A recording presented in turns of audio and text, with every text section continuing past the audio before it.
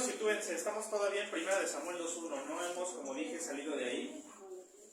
La escritura dice, y Ana oró y dijo, después de todo lo que estudiamos como contexto de su marido Elcana, de todo lo que robó, de lo que pidió, de los votos, del cumplimiento de los votos, del pago de la ofrenda, llegamos al punto del canto y Ana oró y dijo, mi corazón se regocija en Jehová, mi poder se exalta en Jehová, mi boca se ha ensanchado sobre mis enemigos, por cuanto me alegré en tu salvación.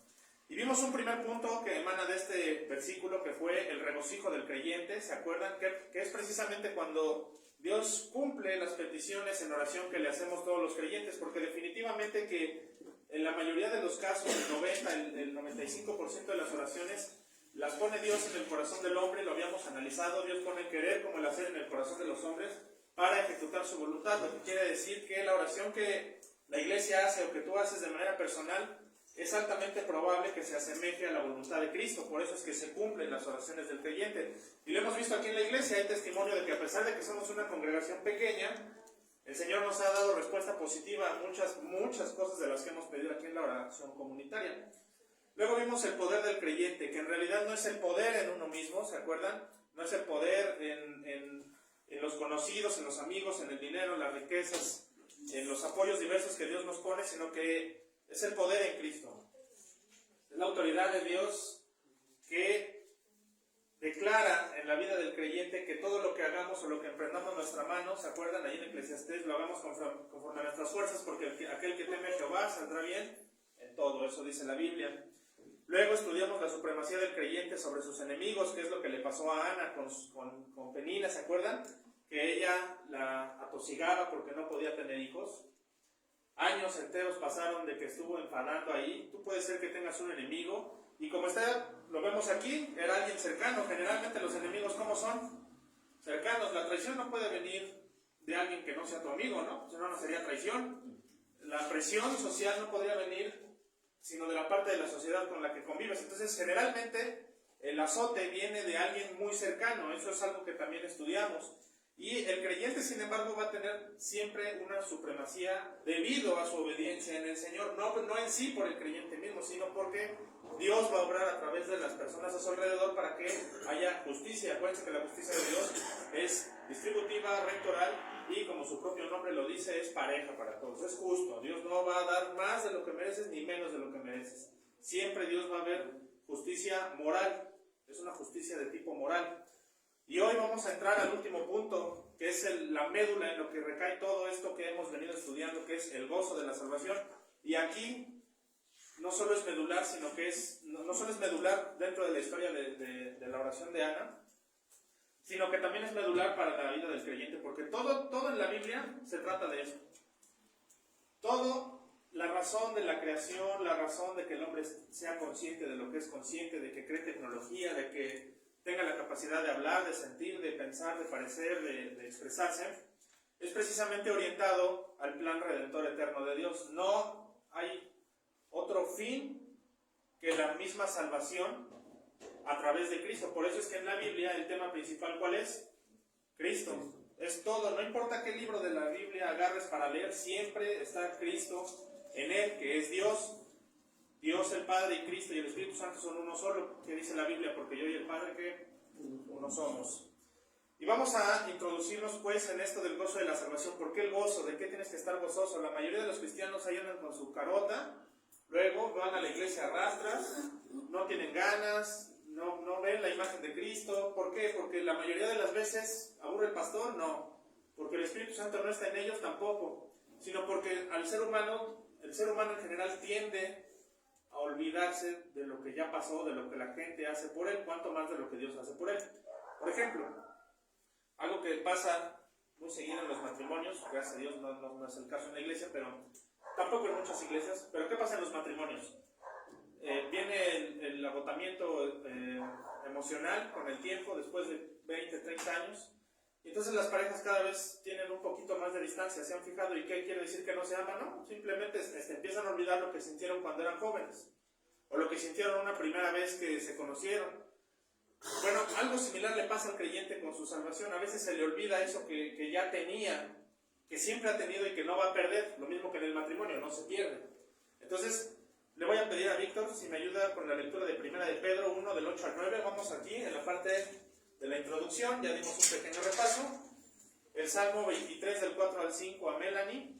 Salmo 23 del 4 al 5, ahí está en el pizarrón. Y Fede, no seas malito, el Salmo 51, 10 al 12, que trae la versión de las Américas, por favor. Y el resto, hermanos, vamos a escuchar. Víctor, Primera de Pedro 1, 8, 9, por favor. ¿Qué nos dice? A quien amáis sin haberle visto, en quien creyendo aunque no lo veáis, os alegráis con gozo inefable y glorioso, obteniendo el fin de vuestra fe, que es la salvación de vuestras almas. Os alegráis en gozo, la salvación. Claro que nos alegramos, por supuesto que nos alegramos. Vamos a ver a través del desarrollo de este pasaje que ¿cómo no podrías estar contento si Dios está a cargo de tu vida y gozas de los mismos beneficios que, por ejemplo, Ana gozó en su momento? La muerte ya no pastorea sobre el creyente, no solo la muerte física, sino la espiritual. Hay un código de conducta hacia el camino correcto, e incluso si te sales de él hay una cierta libertad en Cristo, lo vamos a analizar. Hay todo un ecosistema espiritual que Dios pone y dispone para el creyente para que realmente tengas gozo, a pesar de que estés en las pruebas, porque incluso vamos a ver que las pruebas están determinadas y dictaminadas por Dios para que cuando salgas de esa prueba puedas ver su mano poderosa y después sientas un gozo que no ibas a sentir si no pasabas por ese calvario. Es necesario que sea así. Gracias, Víctor.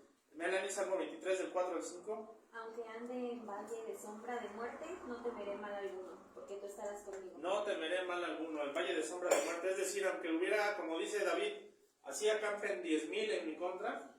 Incluso hay una alabanza que cantamos por ahí, que es precisamente el Salmo 3, que dice: oh Jehová, muchos son mis adversarios, y muchos son los que se levantan contra mí, pero aunque se levanten 10,000 a tu diestra y 10,000 a tu derecha, que no temeré mal alguno. ¿Por qué? Porque tú estarás conmigo. Y ahí está también una paráfrasis, una correlación que también está en el Salmo 23. Quiere decir que no importa la situación en la que estés, o no importa qué tan mal te haya ido la semana, o incluso tu propio pecado, pues pide perdón, claro, no lo vuelvas a hacer, procura no hacerlo. Pero aún con eso, no debes temer el mal alguno. ¿Por qué? Porque, ¿qué dicen? Tú estarás conmigo, y Dios no se separa. Está 24/7, te tiene en el radar. Y finalmente, Fede, Salmo 51, 10 al 12. Oración de un pecador arrepentido. Crea en mí, oh Dios, un corazón limpio, y renueva a un espíritu recto dentro de mí. No me eches de tu presencia, y no quites de mí tu Santo Espíritu. Restitúyeme el gozo de tu salvación, y sosténme con un espíritu de poder. Ahí está algo medular. ¿Por qué incluí este Salmo 51? ¿Se acuerdan que es el que escribió David precisamente cuando acababa de pecar con Betsabé?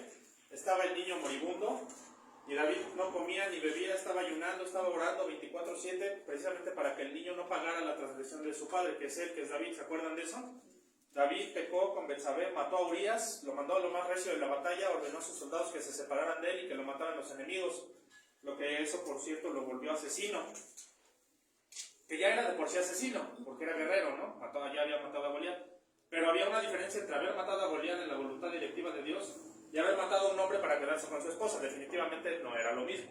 Ahí sí manchó sus manos de sangre. Bueno, pues claro que estaba arrepentido, pero David, ¿cómo creen que se haya sentido después de tal pecado? Después de haber peleado durante tanto tiempo por ser quien era, que Dios mismo había aventado piropos hacia su persona cuando se dirige a él, que dice: este hombre es conforme al corazón de Dios. No cualquiera puede decir eso. Dios no habla de cualquiera de algo así. Entonces, ¿qué quiere decir? Que David sabía perfectamente que su pecado no era un pecadito. Era un pecado del tamaño de la proporción bíblica de la santidad de David. Generalmente, entre más santo es un hombre o más santo busca a Dios de ese hombre, más información le da, casi siempre hace pecados más fuertes de los que caen muy abajo. ¿Por qué? Porque al diablo le encanta irse sobre las cabezas, por supuesto, sobre los más fuertes, y probarlos al tipo de cambio del conocimiento y del crecimiento espiritual que tiene. No puede darle una super prueba a un niño espiritual, ¿están de acuerdo? Al Calebcito no lo va a probar igual que va a probar al pastor, no se puede, ni físicamente ni espiritualmente. Entonces, pero aquí la médula es que David dirige en su oración una frase importante: vuélveme, ¿qué? El gozo de tu salvación. ¿Por qué? ¿Se le fue la salvación? ¿Perdió la salvación? No. Pero ¿qué perdió? La comunión con Dios, que es parte, de hecho, de lo que vamos a ver, que es la expiación y parte de la regeneración. Es el sentimiento humano de culpabilidad natural después del pecado que nos separa de Cristo. Entonces, vuélveme el gozo de tu salvación, a diferencia de Ana, que está diciendo que por cuanto me alegré en tu salvación, lo contrario. ¿Están de acuerdo? Entonces vamos a ver por qué es importante el gozo de la salvación. Bueno, primer punto, ¿por qué la necesidad de salvación? La mayoría de las personas andan por la vida y no ven la necesidad de la salvación. Siendo muy francos, ¿a quién conoces tú que por su propia voluntad diga, ¿sabes qué? Es que yo estoy peleado con Dios y necesito acercarme a Él para ser salvo. ¿Tú has conocido a alguien que te diga algo así? No. Alguien que quiera hacer el bien real, sin perversión detrás del hacer. Porque la mayoría de los seres humanos le preguntas, oye, ¿tú eres bueno? Sí, la mayoría te va a decir que sí. ¿Por qué? Porque lo primero que te dicen, no mato, no robo, trato de no mentir, más o menos la llevo bien con mis papás, trato de no pelear con los vecinos en la calle, etcétera, trato de no enojarme. Y para la gente el tratar, todo a medias, por cierto, mucho, el tratar es ya hacer el bien. Pero la mayoría de las veces, y siendo muy francos, las personas, o por lo menos eso dice la Biblia, el hombre natural, que no tiene a Cristo, la mayoría de las personas, siendo muy honestos, hace las cosas porque hay un beneficio personal detrás de ellas cuando supuestamente hace el bien. Allá, cuando eres estudiante, oye, te paso la tarea, mira, yo sé que no pudiste esto y lo otro, pero ya después que te dicen, oye, pues invítame a esto, invítame al otro, o al revés, que te dicen, oye, pues pásame la tarea, te doy 50 pesos. Ningún ser humano hace en su posición natural las cosas por el bien del otro. ¿Me explico? Siempre vas a entender o vas a ver que en el mundo afuera todo es un me das, te doy. A diferencia de con Cristo, que en realidad Él no pide nada a cambio, es una salvación irresistible y que también es una salvación que no te cuesta nada. Bueno, pues la mayoría de la gente que dice que es buena en realidad no lo es. ¿Por qué? Porque el hombre nace malo por naturaleza.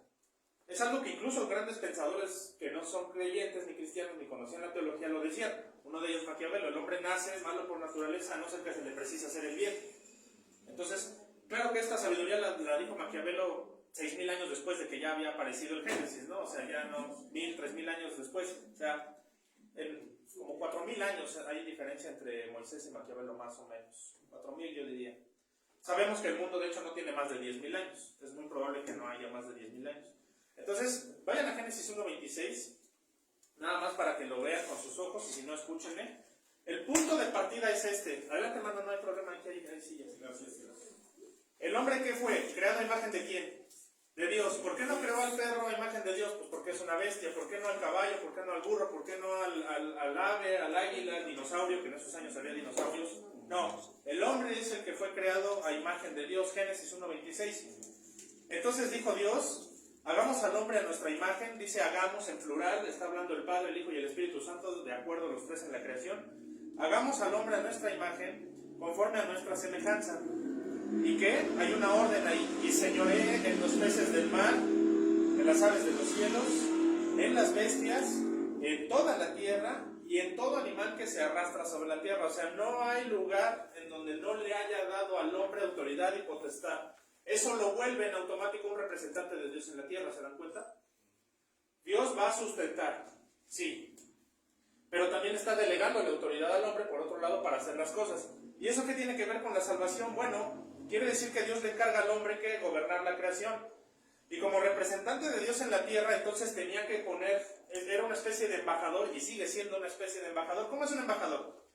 Para que alguien sea nombrado embajador, tiene que ser un ciudadano responsable, con trayectoria histórica, de preferencia con trayectoria política también en su país, es decir, que haya servido a su país, y que verdaderamente represente los intereses, la economía, la historia, la geografía, la personalidad, la idiosincrasia, etcétera, de un país. O sea, para que alguien sea embajador, verdaderamente tiene que ser, por ejemplo, un embajador de México tiene que ser muy mexicano, o sea, se le tiene que ver el nopal hasta cuando habla. Bueno, pues algo similar sucede con el embajador que es el ser humano. El ser humano es embajador de Dios. Nos parecemos a Dios porque estamos hechos a imagen y semejanza de Dios, no solo físicamente, sino que también nos presta atributos comunicables, a los que teológicamente se les llaman atributos comunicables, como cuáles. amor, paciencia, en general los sentimientos. Quiere decir que así como nosotros sentimos, Dios siente. Como nosotros vemos, Dios ve. Como nosotros entendemos y razonamos, Dios entiende y razona. Hay otros atributos incomunicables como eternidad, perfección, santidad, etc., que esos no nos los presta, pero nos los va a prestar en gloria. Al final de todo esto, en el plan de salvación es, por eso la Biblia dice, llegaréis a ser como dioses, no refiriéndose a ponerse al grado de Dios, sino en el grado espiritual de soportar la santidad de Dios. Entonces, durante un tiempo no definido, como sabemos, Adán gozó pues de este estatus de plenitud, ¿no? Porque no se dice exactamente si duró un año, un mes, una semana, un día o 10,000 años, no se dice. O sea, en el tiempo en el que hubo creación y hasta el pecado en el huerto de Edén, no hay un registro de cuánto tiempo hubo entre una cosa y otra. ¿Están de acuerdo? Pudo haber vivido poco, pudo haber vivido mucho Adán. No hay un registro. Empezó el tiempo a contarse, el hombre se volvió temporal a partir de la caída. Y ahí empezó a existir el concepto de año. Entonces, pero antes de eso, ¿cuánto tiempo Adán gozó de ese estado de plenitud? No lo sabemos. Pero Adán en ese momento entonces tenía una comunión de hasta cierto grado bendecida. Y el problema es cuando viene el pecado, la caída a través de Eva, que le da este fruto que no era una manzana, se dice, se piensa, pero no era una manzana, tampoco hay registro de eso, simplemente era un fruto, y cae Adán por causa de su esposa, por no ponerle gobierno. Y entonces, ¿qué sucede? Si Adán ya era pecador, cuando empiezan a tener hijos, ¿esos hijos qué son? Pecadores, obviamente. Entonces, el resultado es que todo descendiente de Adán es concebido en pecado y obviamente por naturaleza entonces es enemigo de Dios. Porque si el enemigo de Dios es el pecado, todo niño que nace, aunque sea un niño, aunque todavía no tenga la conciencia, nace en pecado. Y es algo que David menciona también en los Salmos. En pecado me concebiste y en pecado me formaste desde el vientre de quién, de mi madre, ¿no? Entonces, el niño ya viene con pecado de naturaleza. ¿Quién le enseña a un niño a mentir? Nadie. ¿Quién le enseña a un niño a robar? Nadie. ¿Quién le enseña a un niño a decir groserías? Nadie. El niño sabe lo que siente cuando está haciendo el mal, por supuesto. Sabe que está mal, porque es conciencia, es un asunto de conciencia. Entonces, todos nacen en pecados. Y finalmente, entonces, si el hombre está por naturaleza apartado de Dios, quiere decir que judicial, escucha esto, judicial y legalmente es responsable de Dios del pecado. Judicial y legalmente eres responsable del pecado, desde que naces. Aunque tú no lo hayas cometido en el caso particular del pecado de nacimiento que viene de Adán. Eso no quiere decir que si un niño muere, no se va al cielo. Porque ¿qué pasó precisamente hablando de esta historia de David? Cuando muere el niño, ¿qué le dice a sus sabios, a sus consejeros? Él ya no vuelve a mí, sino yo voy a él. Y también Cristo en vida que dijo, dejad a los niños venir a mí, porque de los tales es que el reino de los cielos. Quiere decir que cuando un niño fallece, precisamente por causa de conciencia, a pesar de que trae su pecado original, no se va al infierno, porque Dios no hace eso. Entonces, ¿dónde quedaría el amor de Dios? No funciona así. ¿Estás de acuerdo? Sin embargo, lo que sí implica es que necesita todo hombre, todo ser humano nacido en carne, ser salvo. Ahí viene la necesidad de la salvación de origen. Esto es el origen. Según la institución de Juan Calvino, y les leo el siguiente comentario y cito: el hombre es incapaz de disfrutar de la comunión con Dios, para la que fue creado, y también se le exige que pague la pena por quebrantar las leyes de Dios y menospreciar su santidad y gloria. Es decir, debe pagar con la muerte. Institución de Juan Calvino.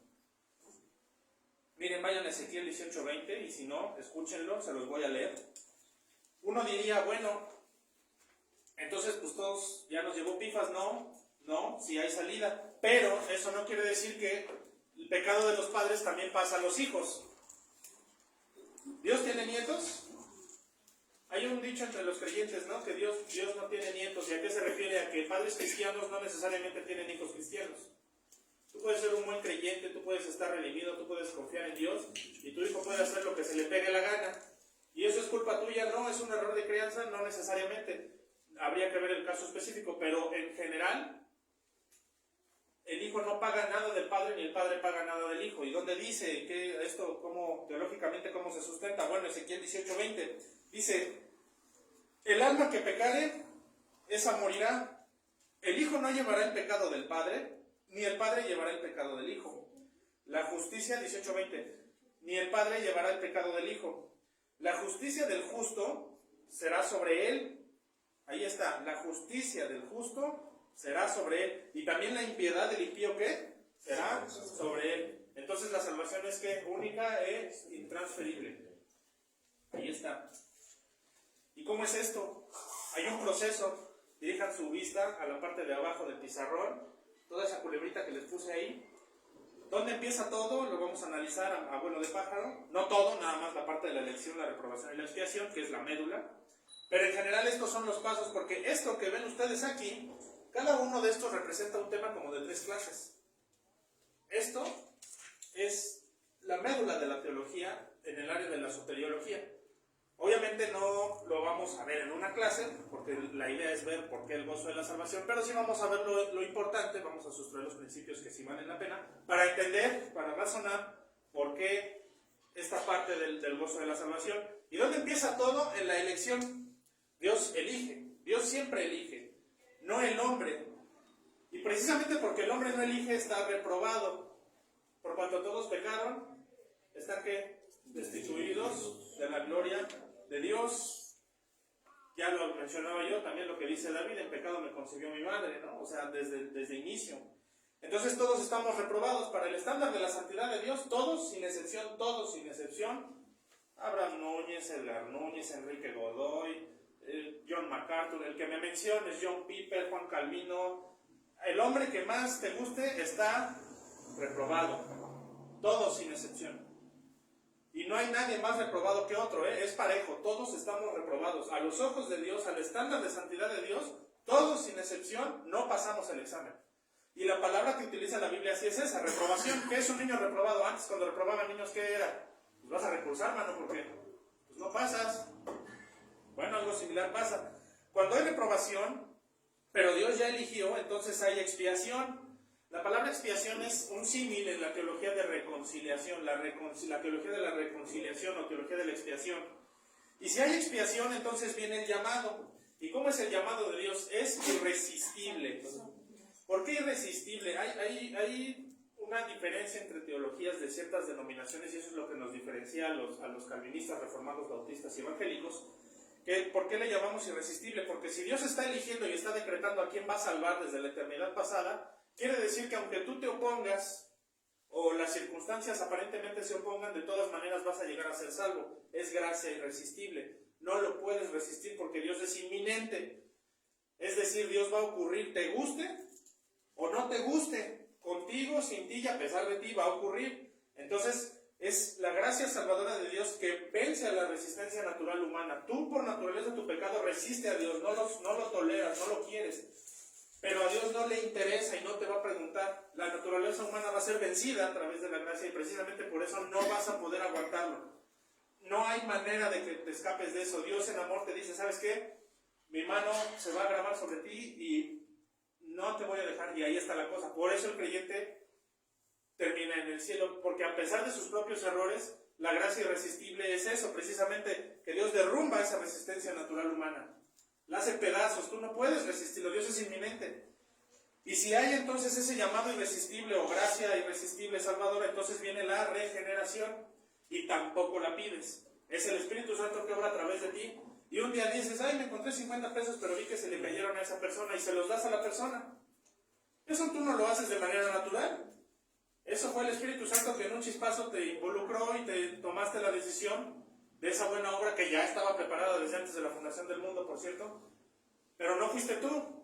Todo lo bueno que hay en ti no eres tú, eso te lo garantizo. A la luz de la teología, todo lo bueno que hay en ti no eres tú, es el Espíritu Santo. Por eso, ojo con esto, por eso sabes que una persona es salva o no. Según el tiempo que lleva de vida, qué tantos frutos ha producido, porque a lo mejor tampoco puedes juzgar en todo por la parte. Todos los creyentes sin excepción caen, y hay de caídas a caídas. Pero si el resto del tiempo, la mayor parte del tiempo, el Espíritu Santo gobierna su vida independientemente de sus caídas, puedes darte cuenta de que es una persona salva. Claro, ahí hay una diferencia. Entonces, el llamado, la regeneración, y si hay regeneración interior, entonces ahora sí, porque puesto que el hombre natural, su forma de ser, su misma naturaleza humana no le permite hacer el bien, si no hubiera esa regeneración primero, no habría arrepentimiento. Entonces, antes del arrepentimiento es la regeneración sobrenatural, que es un momento, de un momento a otro. Y si hay arrepentimiento, entonces viene ¿qué? La fe. Porque la fe es ¿por qué? El oír. La gente escucha la Biblia y dice, es que lo que está diciendo tiene coherencia, es cierto, la Biblia se vuelve autoridad. Y si la Biblia se vuelve autoridad, entonces es cuando viene la fe. Yo creo que Dios existe, pero no solo creo que Dios existe, le creo a la Biblia que es la palabra de Dios y entonces vivo conforme a esa palabra. Sé que voy a caer, pero de todas maneras Dios va a operar. Entonces, la fe. Y si hay fe, entonces hay la unión con Cristo. ¿Qué dice la Biblia? ¿Qué dice San Pablo? Con Cristo estoy juntamente ¿qué? Crucificado, y no soy más yo, sino vive Cristo en mí. Y si eres uno con Cristo y fuiste crucificado, tu yo pecador ya fue crucificado y el yo justo de Cristo se te pasa a ti en automático. Entonces viene la ¿qué? Justificación. Entonces ya estás justificado. ¿Se fijan que una cosa lleva a la otra? Esto por supuesto lo vieron muchos de ustedes en el estudio que dio el pastor de la cadena de oro de manera resumida, pero la cadena de oro son 4 o 5 pasos cuando en realidad son más, son todos estos. En un orden específico teológico es esto. Por eso se los estoy diciendo a vuelo de pájaro. No me voy a detener, yo insisto. Esto es una clase a nivel seminario. Cada una de estas son como mínimo, yo creo que unas 3 clases de cada una. Y fregado, porque pueden ser más. Y si eres justificado, entonces el Padre, la figura del Padre, ¿qué? Si Cristo es hijo y tú eres hermano de Cristo, entonces te vuelves ¿qué? Un adoptado. Eres un adoptado y entonces gozas de todos los privilegios que Dios tiene, que son bastantes y ahorita los vamos a ver. Y si hay adopción, entonces Dios está obligado por su propia palabra. Fíjate, Dios se autoobliga a sí mismo a santificarte. ¿Por qué? Porque Dios busca... Acabo de decirlo al principio. ¿Cuál es el mayor atributo de Dios? La santidad, su santidad personal. Y entonces Él no va a sacrificar su santidad por un hijo que no es santo. Y a lo mejor tu crecimiento espiritual es poco, o tú aparentemente ves que es casi nulo, pero en realidad no lo es. Tú sin darte cuenta, y de veras nunca te vas a dar cuenta, hasta que ya pasan los años, porque tú vas a voltear a ver, si tu yo de hoy voltea a ver a tu yo de hace 20 años, ¿es el mismo? ¿El de hace 30 es el mismo? ¿El de hace 40? No, entonces sí hay diferencia, y ni cuenta te diste a lo mejor, o a lo mejor sí te diste cuenta, pudo ser doloroso o pudo no ser doloroso, depende de Dios, por supuesto.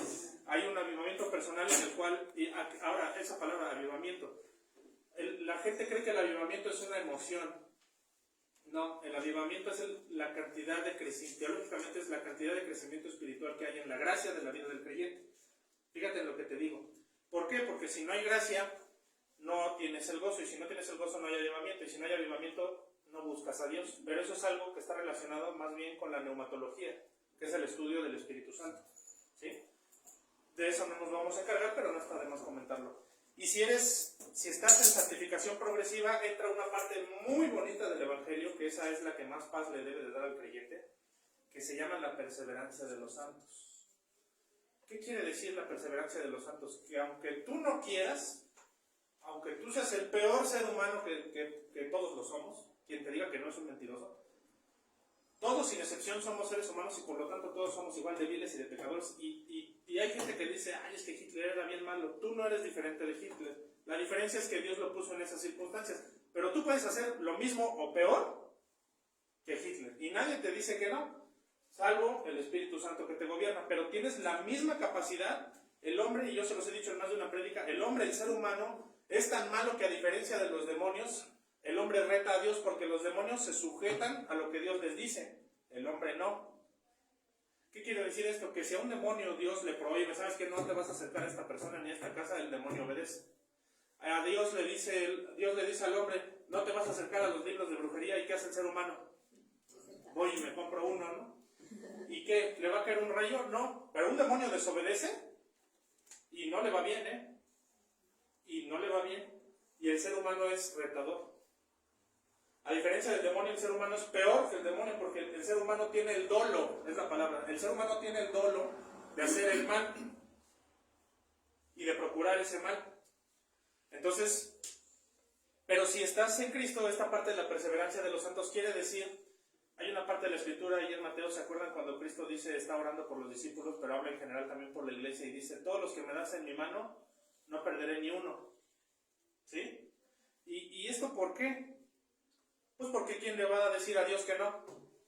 Si Dios determina algo, lo va a acabar. Así como Dios empezó la creación, la terminó, como Dios empieza la vida de un hombre, la termina, como Dios empieza la escritura, que la tenemos hoy ya completa, la terminó, pues también va a terminar la obra en ti. Claro, y no depende de ti. Y entonces, ¿cómo vas a saber que terminó la obra de Dios en ti? Pues porque ya te moriste. El día que tú mueres es porque alcanzaste el crecimiento espiritual que Dios quería para ti.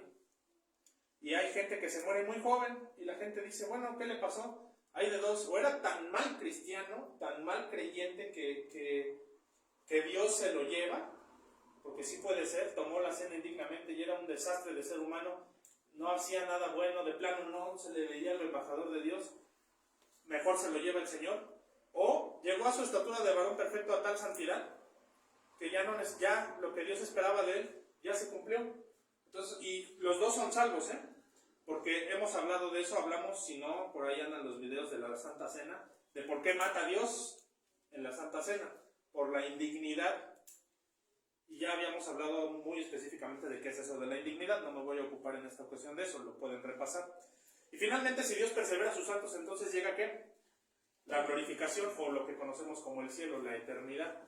Y el cielo no es aburrido, la gente dice, ¿qué va a haber si no va a haber ni sexualidad, ni va a haber pecado? Entonces, ¿qué va a ser lo entretenido? Bueno, la Biblia habla del gozo de la salvación. Primero, disfrutar de la santidad de Dios, y la santidad no es aburrida. Dios en su santidad ha permitido ciertos talentos y ciertos gozos, y algunos están incluso velados a la teología revelada, y no sabemos exactamente el porqué del gozo. Lo que sí sabemos es que es un lugar como lo pintan en las películas, ¿no? Porque la Biblia sí describe cómo es el cielo: calles de oro, mar de cristal, mansiones para cada quien, prepara morada a Cristo para todos los creyentes. ¿Qué tan bonita va a ser tu casa en el cielo? ¿Con qué arquitectura? Bueno, depende de ti. Eso es una responsabilidad personal. Tú puedes construir, como dice la Biblia, con hojarasca, con palo, con heno. O puedes construir con piedras preciosas, con tabique, con piedra. ¿De qué depende? De las obras que hagas en vida. Eso es ya una responsabilidad personal, pero aunque pases de panzazo, lo que sí va a haber es comida. Y por cierto, uno de los mayores placeres de la vida humana es la comida. No sé ustedes, a mí me encanta comer y como muy bien.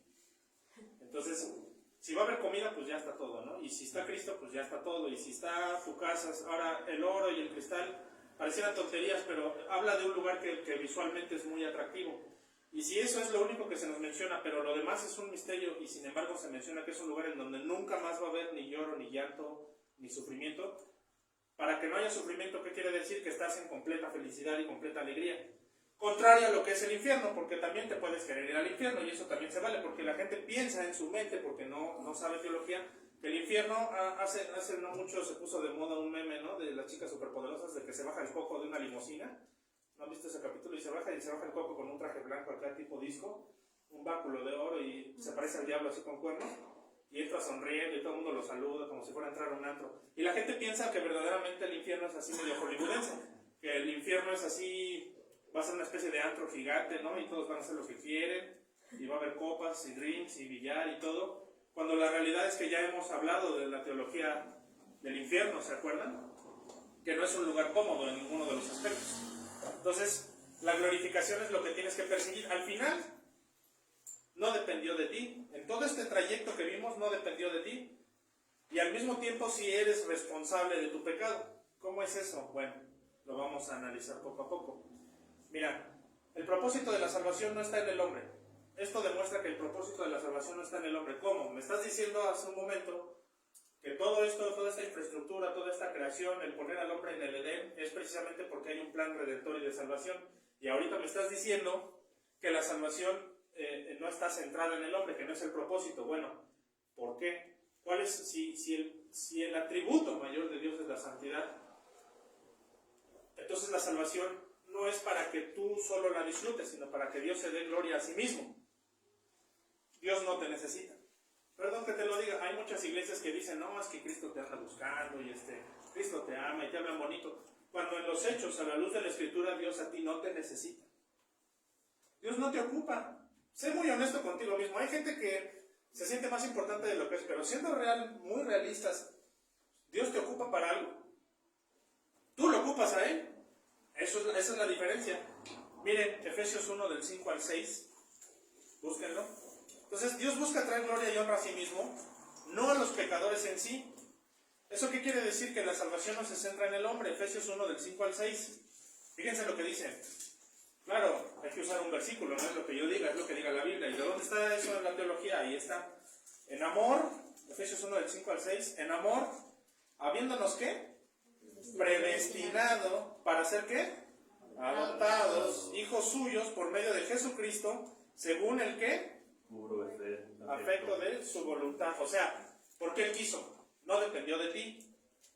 ¿Para qué? Alabanza de la gloria de su gracia, o sea, para su propia honra, para su propia gloria, no por ti, por el puro afecto de su voluntad, con la cual nos hizo ¿qué? Aceptos en el amado, refiriéndose a Jesucristo. ¿Eso qué quiere decir? Que Dios se alaba a sí mismo y su grandeza, perfección y santidad no tienen igual con nada creado, y por lo tanto, Dios se rehúsa a compartir esa adoración con otros. Isaías 42:8.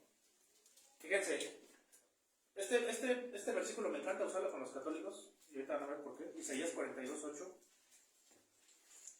Porque el católico tiende mucho a adorar a los yesos, a las pinturas, ¿no? A los crucifijos, y no. Isaías 42:8 que dice muy tajantemente el Señor, yo Jehová, así empieza.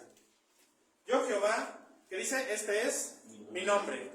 Y a otro no que mi gloria ni mi alabanza a quién? A esculturas. O sea, no es nuevo, eso ya se viene arrastrando de tiempo atrás.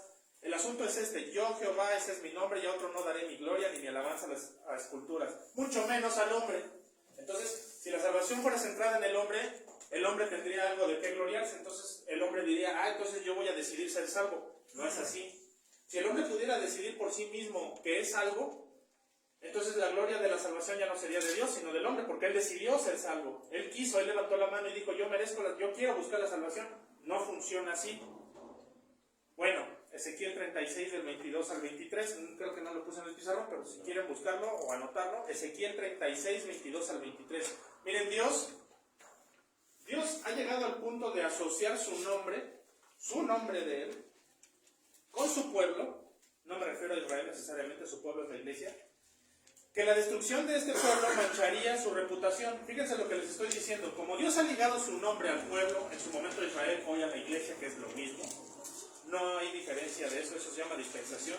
Hay iglesias que dicen el pueblo de Israel es una cosa y la iglesia es otra cosa. Vil mentira. La iglesia siempre ha sido la iglesia. Lo que pasa es que antiguamente se escogió un pueblo de Israel que era el precursor del misterio de la iglesia, que se revela hasta que viene Cristo. Pero a lo que Dios hace referencia como pueblo, e incluso a los que llama hijos de Abraham, se refiere a la iglesia. Siempre ha sido la iglesia, no es lo mismo. Porque si hubiera diferencia entre un Israel y una iglesia, entonces tendría que haber dos sacrificios diferentes. Entonces Cristo abandonaría a los judíos.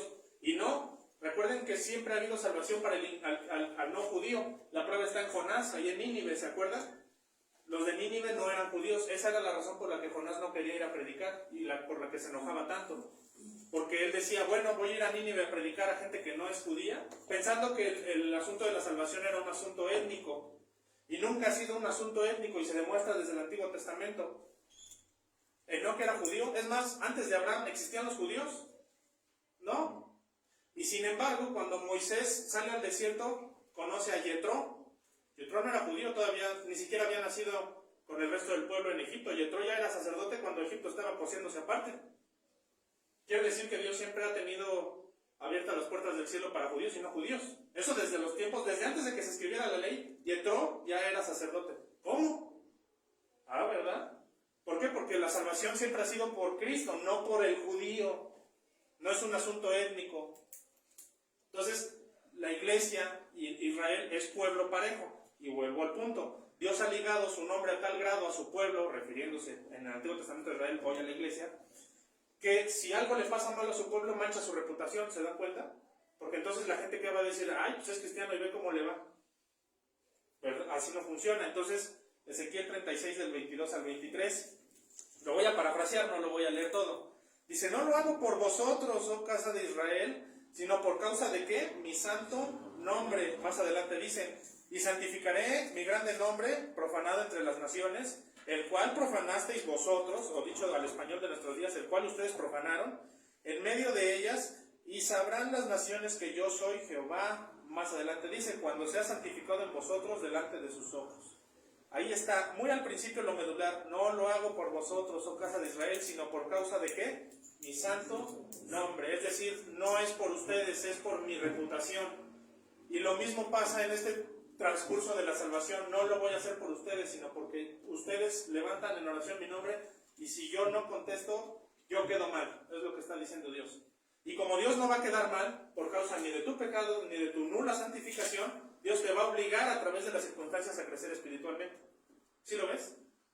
Te va a obligar, aunque tú no quieras. Entonces, la salvación nunca fue exclusiva para Israel. Vayan buscando Efesios 2, 14, 16. Ese sí, búsquenlo. Yo lo voy a leer de cualquier manera, pero búsquenlo. ¿Por qué es importante? Porque vuelvo al punto. Y es que esto sí es medular. La salvación nunca fue exclusiva para Israel o a los judíos como etnia específica. La Biblia siempre habló de su pueblo, fíjense, como el conjunto de hermanos justificados por la fe para salvación. Entonces, ¿qué es Israel? Bueno, Israel es un precursor de la iglesia. Y la iglesia, entonces, es la extensión del Israel espiritual. Así se define teológicamente. La iglesia es la extensión del Israel espiritual. ¿Por qué el Israel espiritual? Insisto, porque no es un Israel étnico. No son los judíos. Los judíos no tienen nada de especial. Es más, hoy en día, al haber rechazado la salvación, están malditos. Por eso nadie los quiere. ¿Por qué? Porque sí, la salvación viene del judío, pero al final, no de cualquier judío, de los judíos específicos a través de la historia que estaban muele y muele y muele que iba a venir Cristo, que todo el mundo se arrepintiera. En Lamentaciones, en Ezequiel, en Isaías, en donde te pares, Israel nunca estuvo con Cristo. Nunca estuvo con Dios. Jamás obedeció. Por eso es que desde siempre Dios está, acérquense, acérquense, acérquense, acérquense, que se renueven el espíritu, que se arrepientan de sus pecados. Pero a Israel le valió un cacahuate. Entonces no es un asunto étnico, no por nacer judío eres salvo, jamás. Imposible, el asunto es con Cristo, siempre ha sido Cristo. Y entonces sí, que dice Efesios 2, 14, 16, porque Él es nuestra paz, que de ambos pueblos, refiriéndose a la iglesia y a Israel, ¿hizo qué? Uno. ¿Derribando qué? La pared intermedia de separación. Y si sigues leyendo ahí te vas a dar cuenta cómo hay una unión entre Israel y la iglesia. Israel fue la iglesia espiritual. Hoy en día es esa extensión de esa iglesia. Hoy sí está conformada la iglesia y hoy conocemos a Cristo. Pero no, el judío no tiene nada de especial. Nada de especial. Ni está por sobre los creyentes, ni es mejor que el creyente, porque el judío es aparentemente pueblo escogido. Pero tú eres hijo de Dios, ¿qué es mejor? ¿Que te escoja el patrón para chambear o que seas el hijo del patrón? Es lógico que seas el hijo del patrón, ¿no? Entonces, las escrituras en resumen están repletas de testimonios del compromiso fundamental de Dios con quién, con el hombre no, con sí mismo, de buscar la gloria de su nombre. Toda la Biblia está repleta de que se glorifica a Dios. Dios no necesita al ser humano, ese es el punto. Entonces la salvación, el propósito de la salvación es que Dios busca traer gloria y honra a sí mismo, no al hombre. ¿Ya lo viste? A la luz de todas estas partes de la Escritura, sabemos que Dios da la salvación no centrada en el hombre, sino en su gloria personal. Y eso entonces nos lleva al siguiente punto. La elección. Aquí está. ¿Sí lo ven? Miren. ¿A Dios se le escapa algo de su control? ¿A Dios lo toma algo por sorpresa? ¿Ya no sería Dios? Si algo pasara en este mundo, lo que sea, si un pájaro allá afuera, por X o Y razón se encuentra un gusanito y se lo comen, ¿eso le sorprende a Dios? No. ¿Dios ya sabía que iba a pasar? Sí. Acuérdense, algún tiempo atrás, y por allá en el video también, si no repásenlo, vimos la teología propia. ¿Qué es la teología propia? Los atributos propios de Dios. Y vimos santidad, perfección, eternidad, atemporalidad, amor, ira, y todo eso es eterno. Y por lo tanto su presciencia y su conocimiento, su sabiduría, su inteligencia también es ¿qué? Eterna, es decir, no se acaba, no tiene límite, ni principio ni fin, no lo vamos a entender, simplemente sabemos que su inteligencia sobrepasa todo. Bueno, entonces si todo es parte de su absoluto control, cuando alguien es salvo, ¿a Dios le sorprende que sea salvo? ¿O ya lo tenía en mente? ¿Ya sabía? Bueno, partiendo de eso entonces, 1 Corintios 2:7, si no lo quieren buscar, no hay problema, yo se los leo y si no, búsquenlo. No vaya a ser que yo esté aquí diciendo blasfemias, como los de Berea, dice mi hermano Fede. Y Fede sí, vean su Biblia cómo está. Marcas de guerra por todas las hojas. Primera de Corintios 2:7. Mas hablamos sabiduría de Dios en misterio, dice. Pues es que no sabemos que es sabiduría de Dios, pero la mayoría está velado. Eso dice Pablo. La sabiduría oculta. Porque incluso Pablo, siendo quien era, dice, pues es que eso no lo puedo terminar de entender. La cual Dios, ¿qué? Predestinó antes de los siglos, es decir, antes de que existiéramos. ¿Para nuestra qué? Gloria. Entonces, aunque la salvación es para gloria de Dios, le da una parte de gloria al hombre. No está peleado. Por ahí es donde entra la responsabilidad personal. Pero vean, la sabiduría oculta, la cual Dios, ¿qué? Predestinó. ¿Qué es predestinar? Que antes de que hubiera un destino, Él ya había decidido cuál era ese destino. Entonces, Dios desde antes de crear el mundo ha determinado de manera estricta, escucha esto, Dios desde antes de crear el mundo ha determinado de manera estricta todo lo que va a ocurrir y nada lo toma por sorpresa. O sea, Dios ya vio qué es lo que va a pasar con cada ser humano que hay. Tú apenas estás viviendo tu vida y tú y yo no sabemos qué va a ocurrir, pero Dios sí sabe qué va a ocurrir, cómo va a ocurrir, qué vas a sentir y qué vas a pensar, aunque a ti todavía no te haya pasado.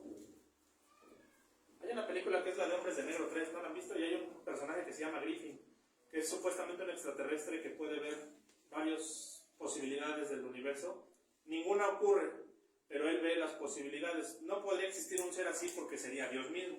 Solo Dios puede ver cuáles no posibilidades. Dios ve el futuro, el único futuro real que existe, porque ¿qué creen? ¿Saben por qué Dios ve el futuro? Porque Él decreta cuál es el futuro. No existe el libre albedrío, y lo voy a demostrar. ¿Dónde dice? Efesios 1:11 para empezar. O sea, realmente en los hechos ya muy a profundidad, el ser humano no es dueño de lo que hace, porque Dios pone y dispone tanto los pensamientos, las disposiciones y las circunstancias. Es parte de lo que vimos en la mayordomía también. Efesios 1:11. En Él asimismo tuvimos herencia, habiendo sido ¿qué? Predestinados conforme al propósito, ahí está, conforme al propósito, es decir, Dios ya tenía un propósito, del que hace todas las cosas según, y ahí reafirma, el designio de su voluntad. O sea, dos cosas, Dios puso el propósito y Dios dijo, este es mi designio. Y miren, Dios hace todo sin considerar a nadie, lo que te decía al principio. Dios no te va a preguntar si quieres. ¿Qué duro es pensarlo así? Sí, vete a Isaías 46:10. Isaías 46:10. Dios va a hacer todo sin considerar a nadie. ¿Es así de tajante? Sí, es así de tajante. Dice así, Isaías 46:10. Que anuncio lo por venir, está hablando Dios Padre. Que anuncio lo por venir desde el principio y desde la antigüedad. Fíjense lo que dice, lo que aún no era, ya he hecho. O sea, Dios ya lo hizo. Que digo, mi consejo permanecerá. ¿Y qué dice Dios? Y haré todo lo que quiera. Así tajantemente, mi consejo permanecerá y haré todo lo que quiera. Tú no puedes detener a Dios. Por lo tanto, si Dios escogió a los salvos desde la eternidad pasada, tampoco lo puedes detener. Es así de duro. Dios nunca necesitó al hombre para adorarse a sí mismo. Daniel 4:35. No lo busques, yo te lo leo. Daniel 4:35, luego lo lees. Tú anótalos, te voy a dar varias y están de hecho ahí en el pizarrón, yo las voy a leer. Todos los habitantes de la tierra son considerados como nada, y Dios hace según su voluntad en el ejército del cielo y en los habitantes de la tierra. Fíjense, y no hay quien detenga su mano y le diga, ¿qué haces?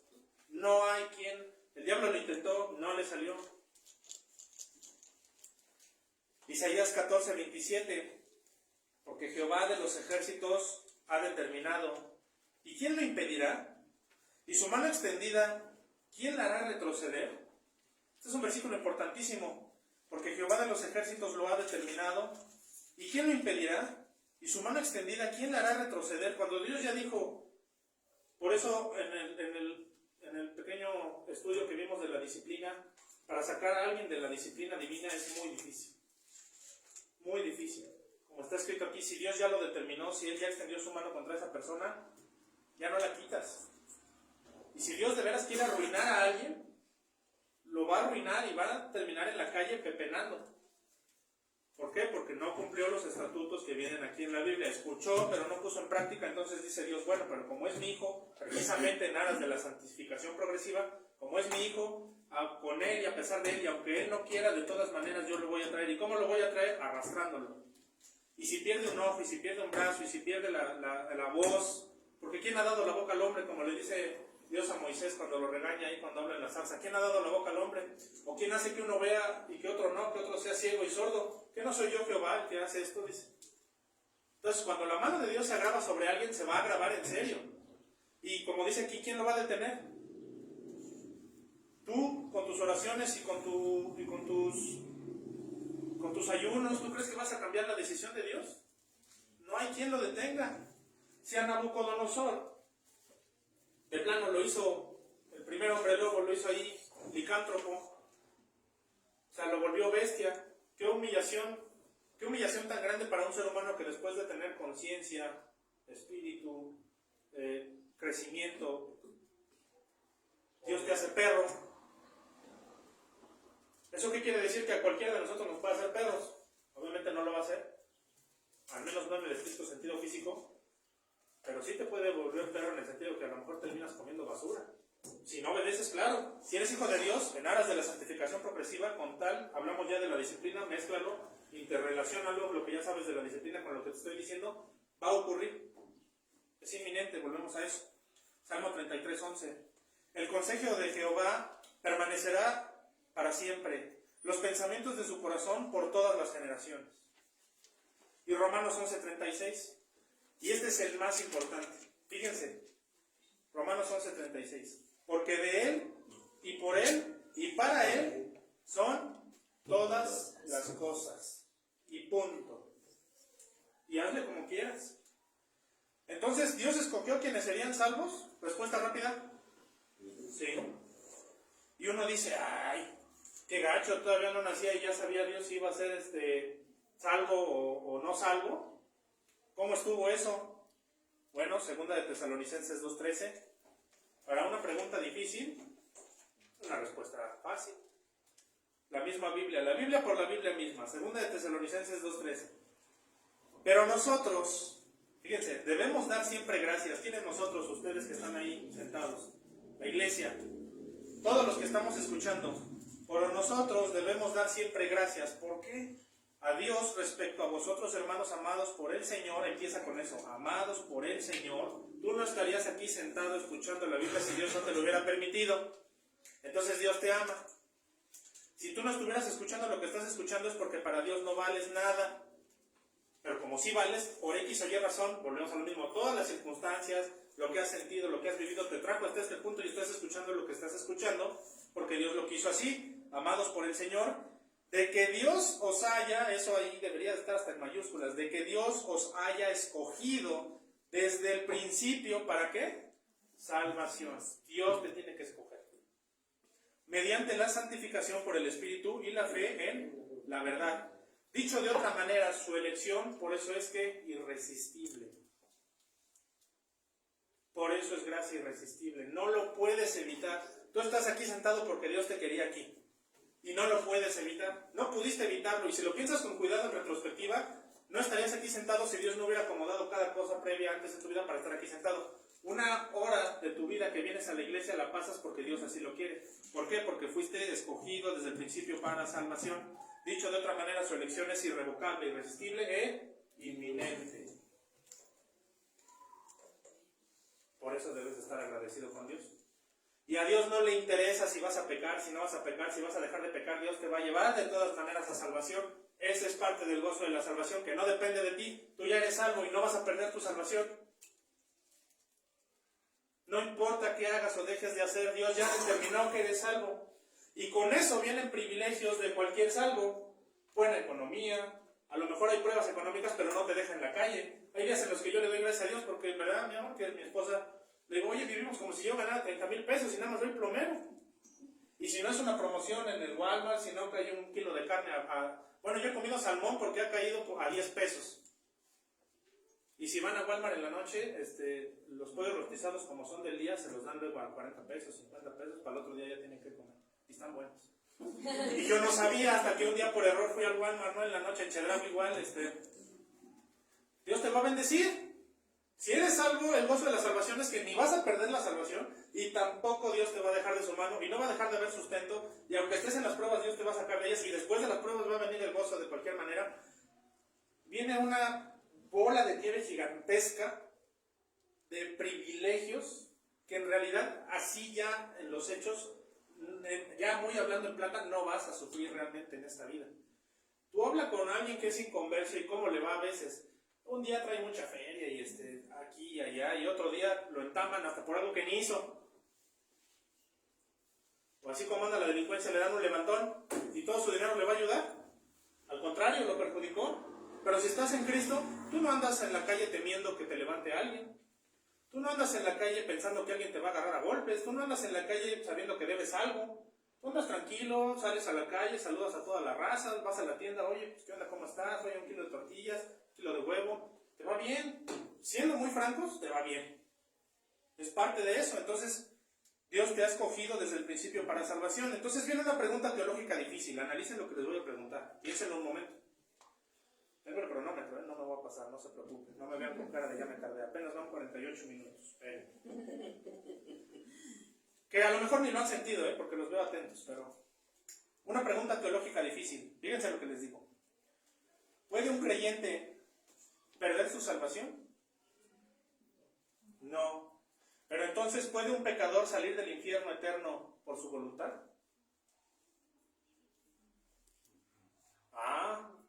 Pregunta de seminario, pero la respuesta rápida, ¿cuál es entonces? No. El pecador tampoco puede cambiar su estado, aunque quiera, porque ¿qué dice la Biblia? No depende del que corra, del que brinque, del que salte. De Cristo. ¿Eso qué quiere decir? Si no soy salvo, no voy a poder ser salvo nunca, es correcto. Pero ojo, Dios no lo determinó desde la injusticia. Hay una respuesta para eso. Sí, ya está determinado el decreto de Dios desde la eternidad pasada, pero Dios no envía gente al infierno. La gente se envía sola. ¿Por qué? Bueno, ¿cuál fue el criterio de Dios para escoger hijos aceptos? Buena pregunta, ¿no? Bueno, una cosa, el amor. Ahorita ahí está ese cuadro, véanlo, pónganle atención, fíjense, se los voy a explicar. Y justo este cuadro no lo tiene ni Obama, Sí, esto es una concentración visual de cómo está el asunto de la salvación. Fíjense, se los voy a explicar. La gente se envía sola al infierno por decisión personal y autorresponsabilidad. A ti Dios no te baja y te pone una pistola para pecar. Tú en tu concupiscencia, es más, tú tienes algo a lo que los seres humanos llamamos conciencia, que no es otra cosa más que el Espíritu Santo gritándote que no está bien lo que estás a punto de hacer. Dice el pastor, la campanita, no es una campanita, es el Espíritu Santo que con toda la autoridad del mundo te está diciendo no lo hagas. Y sin embargo la gente, ¿qué dice? Voy a hacerlo. Y que Dios al contrario, hasta te está frenando, te está diciendo, ¿sabes qué? Eso no. Y ahí va Abraham Núñez y dice, aquí yo soy Núñez y estos somos los Núñez y ahorita va a imperar la sangre. Mal. La gente se envía solo al infierno por decisión personal y autorresponsabilidad. Entonces hay dos realidades totalmente ciertas, aunque aparentemente opuestas con este respecto. Se los voy a explicar. Primera realidad. Dios ya sabía quién lo iba a rechazar. ¿Sí o no? Si estamos viendo que Dios todo lo sabe desde antes de la fundación del mundo, entonces Dios ya sabía quién no lo iba a aceptar. Porque si alguien se salvara y no estaba contemplado, entonces lo tomó por sorpresa, deja de ser Dios. Claro que Dios ya sabía quién lo iba a rechazar. Y por el otro lado también Dios escogió en soberanía a quién salvar. Porque la salvación es incondicional. No te pone condiciones Dios, lo acabamos de ver, ya lo demostramos. Entonces, te vuela la cabeza, ¿no? Entonces, ¿cómo está el asunto? Y la respuesta siempre le saca la lengua al creyente, pero lo pasas, lo lees y ni atención le pones. Romanos 8:29. Ve para allá. Parte de la cadena. Pero hay algo ahí medular que ni cuenta te das. Pasas por ahí. Cada 8 días, por alguna razón, siempre leemos esa parte de Romanos y ni la entiendes. O sí la entiendes, pero no lo analizas. Y por si sí o por si no, te lo voy a enseñar. Romanos 8:29. Esta cita hace las paces entre estas dos verdades. Que por un lado Dios ya sabía quién lo iba a rechazar y por otro lado Dios escogió en soberanía a quién salvar. Fíjate qué dice. Porque a los que antes, ¿qué? Ya conocía al hombre. También los que predestinó para que fuesen hechos conformes a la imagen de su Hijo, para que Él sea el primogénito de muchos hermanos. Pon atención a esto que te voy a decir. Céntrate en la parte A de ese versículo. Porque a los que antes conoció. ¿Cómo puede una persona conocer a alguien? Yo conozco a mi esposa, conozco a Melanie, conozco a mi mamá, conozco a mi papá, conozco a Fede, conozco a Víctor, conozco a América, conozco a los hermanos Landeros, a la mamá de los hermanos Landeros. Los conozco, hermanos, conozco a Tere allá atrás, conozco a la cumpleañera, la hija de Fede, conozco a Fede. Entonces, ¿cómo puedo decir que los conozco? Porque ¿qué? Los veo. Pero hay un conocimiento más íntimo que hay, por ejemplo, entre marido y mujer. Que tú conoces a tu esposa desnuda, la conoces cómo es a la hora de la intimidad, cómo es cuando se baña, cuando come, cuando se viste, cuando está enferma, a qué huele, a qué sabe. Eso es conocer. Realmente conocer es cuando a profundidad sabes quién es y cómo va en su día a día. Bueno, solo viendo cómo vive y cómo actúa una persona de primera mano es que lo puedes conocer. Entonces, dicho de otro modo, si Dios está diciendo porque a los que antes conoció, entonces Dios ya que sabía cómo iba a vivir cada quien su vida completa. Ya lo sabía, porque antes los conoció. Dios ya conocía. Entonces, en la eternidad pasada, Él miró al futuro y previó quién creería en Cristo y quién lo rechazaría, pues Dios puede pasar por todos los tiempos y conocerlos con total verdad y certeza. La palabra griega que se utiliza aquí, que es conoció, viene del griego proginosko, no se los puse, pero es proginosko, así como suena con K, proginosko. La palabra conoció, proginosko, que apunta a conocer a tal grado de intimidad como su contraparte hebrea que es yadá. Creo que sí cabe.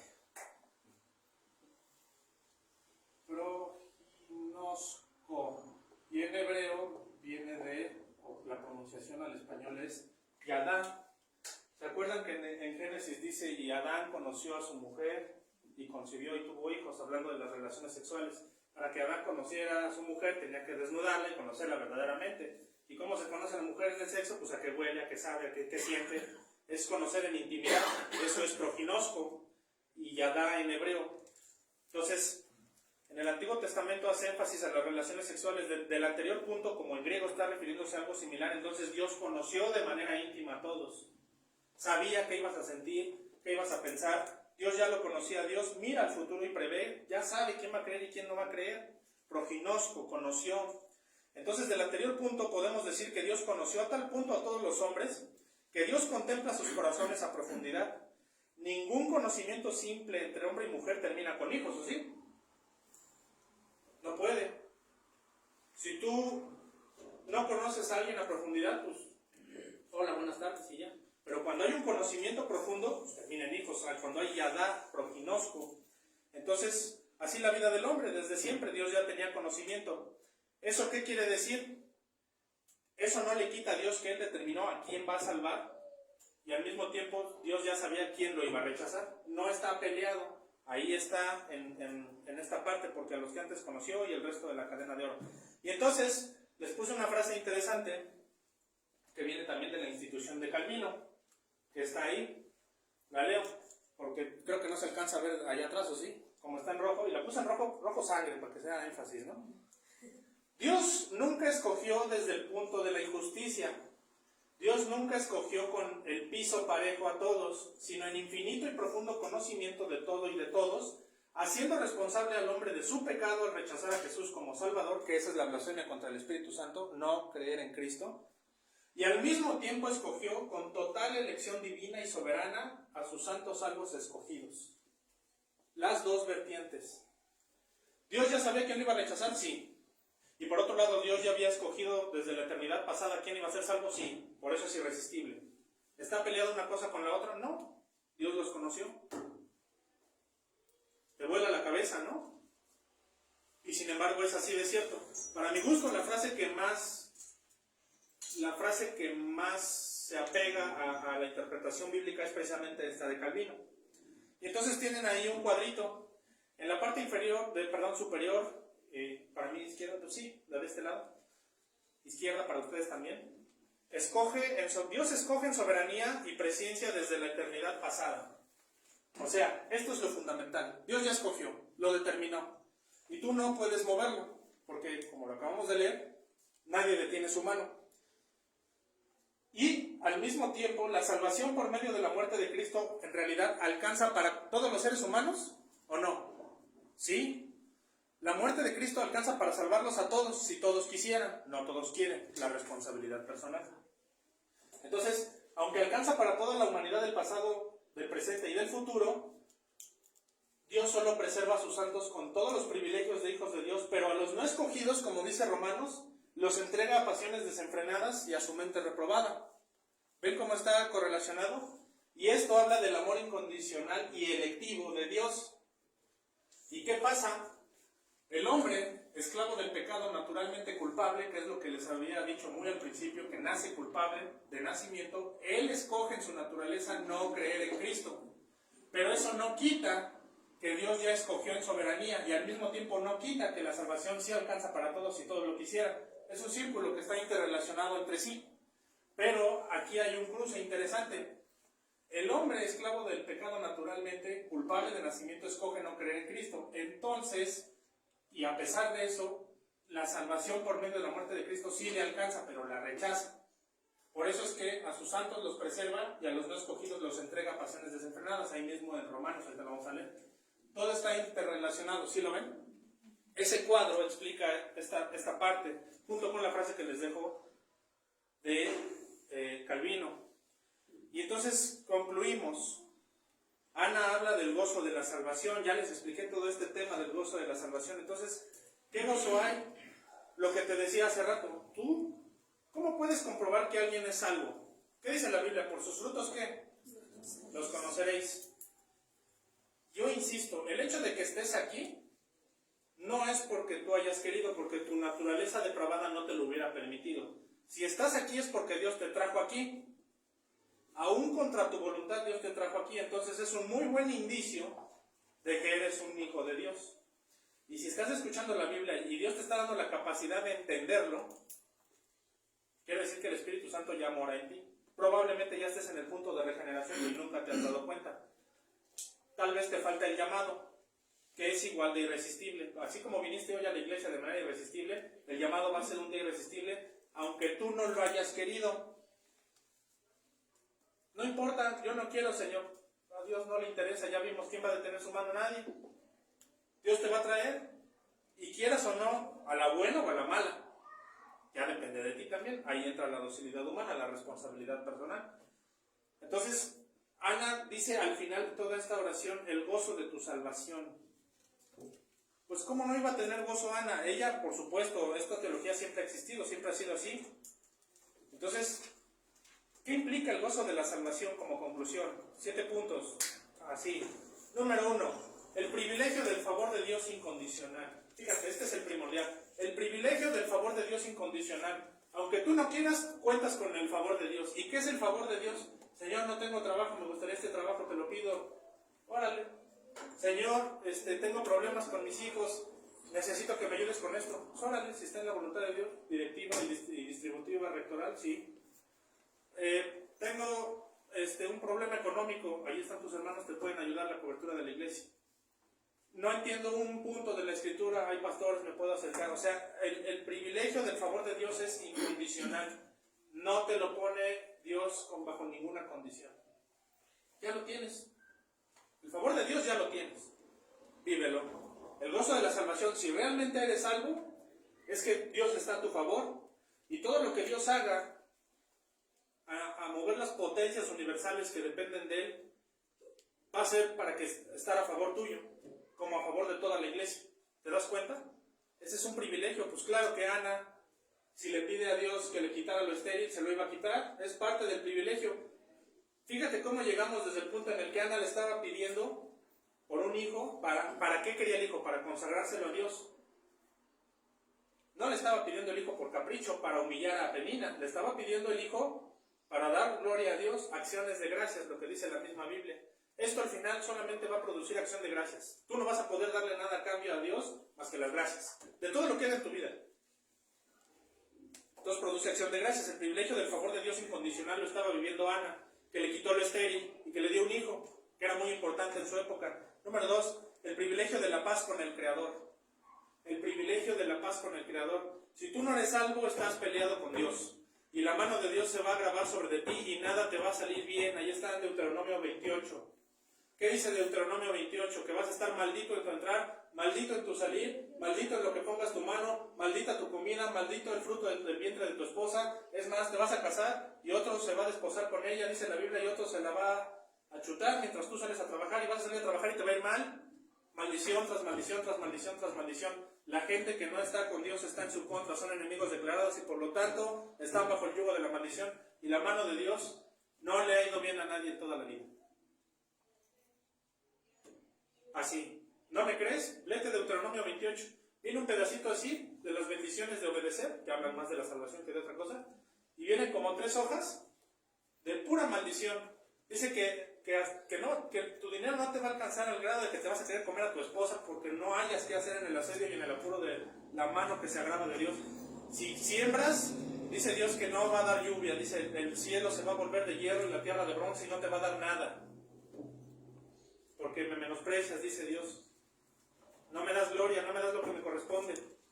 Y vas a ir en una espiral al fondo, al fondo, al fondo, hasta que como Nabucodonosor, ¿sabes qué? Ya reaccioné y ya le doy gloria a Dios porque de él depende todo. Y así como te metió en la bronca de un momento a otro, porque la Biblia dice, levanta príncipes del muladar, ¿no? Los que cuidan mulas pueden ser príncipes porque Dios lo determina. Ahí está David, andaba cuidando ovejas, era pastor y terminó siendo rey de Israel. ¿De quién depende? De Dios. Y tu responsabilidad personal de hacerte a un lado del pecado. Si tú no tomas tu responsabilidad personal de decir ya basta y no le pides a Dios, el truco está, y no es un truco, es bíblico, es teológico. La justificación viene cuando le entregas a Dios esas cargas de sus pecados y le dices es que yo no puedo. Pero si tú no le dices a Dios yo no puedo y no se lo pides, pues estás fregado. El diablo te trae para arriba y para abajo. ¿Por qué no le pides como Ana? No ayudas, no ruegas, porque aunque ya está determinada la voluntad de Dios, eso no quiere decir que no vas a meter las manos. El diablo te trae por la calle de la amargura porque tú no te defiendes. Y tu carne te gobierna porque no pides paro. ¿Sabes qué, Señor? Me está costando trabajo esto, hay tribulación en esto, dame descanso espiritual. Pero no, ahí tienes la herramienta de la oración y la subestimas. Tienes la herramienta de la oración en la iglesia y la subestimas, pues así nunca va a jalar. Número 3, el privilegio de la eternidad resuelto. Ya cuando tienes paz con el Creador, cuando de veras eres salvo y ya tienes paz con el Creador, gozas de ese favor incondicional, viene el privilegio de la eternidad resuelto. Tú ya no tienes que hacer nada desde hoy. Tu responsabilidad es ir y hacer las cosas conforme a tus fuerzas, como dice Eclesiastés. El trabajo que Dios te da, hazlo conforme a tus fuerzas. Pero de eso, a que Dios te abra más puertas y empiece a haber derrama económica y espiritual y bendición, eso ya depende de Dios. Y está resuelto desde el momento en el que eres salvo. Tú no te debes de preocupar, como dice ahí en Mateo 7, no os preocupéis de qué vestiremos o qué comeremos, porque, ¿qué dice? Traerá cada día su afán, y Dios se ocupará, Dios Padre, de esas cosas, mas buscad primeramente el reino de Dios, su justicia y todo lo demás que os vendrá por añadidura. No necesitas ni pedirlo. Tú sabes qué sí debes de pedir. Señor, ayúdame, ya no quiero pecar, no me quites tu Santo Espíritu, ayúdame a hacer esto, a hacer lo otro. Y vas a caer, y vas a caer, y vas a caer, pero vas a ir de gloria en gloria. ¿No dice Filipenses 1:6 que vamos de gloria en gloria? ¿Y a qué se refiere Filipenses de gloria en gloria? A que te vas a caer. Yo una semana tuve un tropiezo muy gacho, bueno, gacho a medias, pero... Y llegué a la casa y le digo a mi esposa, porque iba con mi esposa, y le digo, ¿sabes qué? Yo ya no me debo de enojar como me enojo porque me hace daño y porque Dios no lo quiere así. Y ya me estaba yo empezando a sentir mal y otra vez vienen esos pensamientos de, bueno, pues porque yo también soy un poquito azotado, ¿no? ¿Y cómo puedo predicar si todavía tengo el pecado de la ira a veces? No siempre, pero a veces me viene el pecado de la ira. ¿Con qué cara me puedo poner a predicar? Pero luego me empecé a pensar, al diablo lo que le encanta es decirnos, es que tú estás mal. Es que ya, el diablo en cuanto tú pecas, rápido, sube al cielo, él sí puede pedir audiencia todavía. ¿Dónde está Dios? Quiero hablar con él, pues ahí está. Señor, mira a tu hijo. ¿Ya viste lo que está haciendo? Y va a la iglesia los domingos, Y ya escuchó, eso tú ya se lo habías dicho a través de los ministros, pero velo. Y cómo le purga a Dios que vayan y nos acuerden. O sea, el trabajo del diablo, es más, la palabra diablo es traducida como es, ¿el qué? El acusador. ¿Su chamba cuál es? Ir a acusarnos. Y su chamba de su ejército y de la carne humana, ¿cuál es? Tenerte aquí encerrado en una casita que te diga, no, pues estás mal, ya de ahí no sales, no, es que tú no mereces a Dios, carnal. Y cuando empiezan a inundarte esos pensamientos es cuando, ¿sabes qué? Para tu tren. Sí es cierto, sí pequé, pero mi pecado no es más grande que la gracia redentora y salvadora incondicional de Cristo. Y no nada más me voy a levantar, sino que voy a preparar la prédica y voy a predicar el domingo. Y aquí estamos.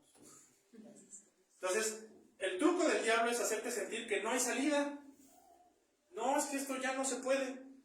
Oye, como dice la Biblia, le dice Dios, habrá algo, le dice a Moisés, habrá algo difícil para Dios. A Sara también le dijo, ¿no? A la esposa de Abraham, habrá algo difícil para Dios. ¿Cuántas veces no lees en la Biblia que Dios les está diciendo a los profetas, habrá algo difícil para Dios? No hay nada difícil. Oye, crear la tierra ya es bastante difícil y sin embargo aquí estamos pisándola. Entonces, viene esa parte del privilegio de la eternidad resuelto y empieza hoy. Tú ya tienes tu vida resuelta desde hoy. No es algo que va a suceder, es algo que ya está pasando. Si eres algo, ya está resuelto. Tienes que transitar mientras por esa parte que no se ha solucionado, pero de que se va a resolver, la guerra ya está ganada.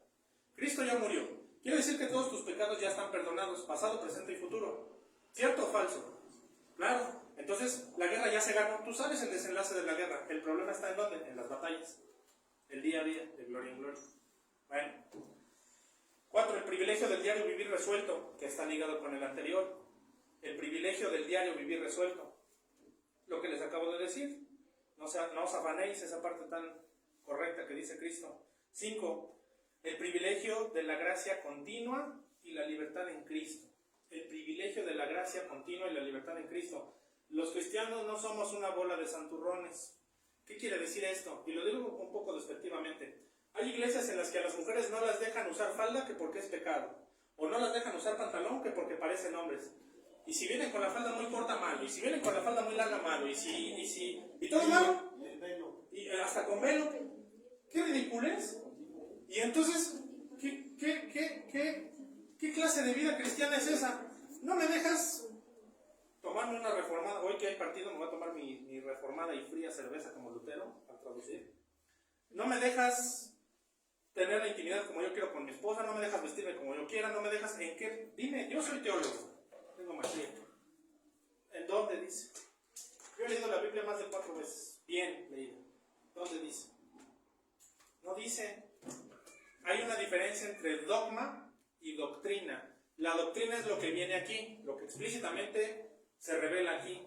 El dogma, a diferencia de la doctrina, es lo que los ministros dicen que es correcto a partir de aquí, pero no porque esté aquí. Por ejemplo, la doctrina bíblica dice, por poner un ejemplo, que Josué se inclinó ante el arca después de lo de Jericó. ¿Se acuerdan? Josué se hincó para darle gracias a Dios. Y los católicos dijeron, bueno, pues como Josué se hincó ante un pedazo de oro con 2 querubines, quiere decir que nosotros podemos hacer ¿qué? Santos.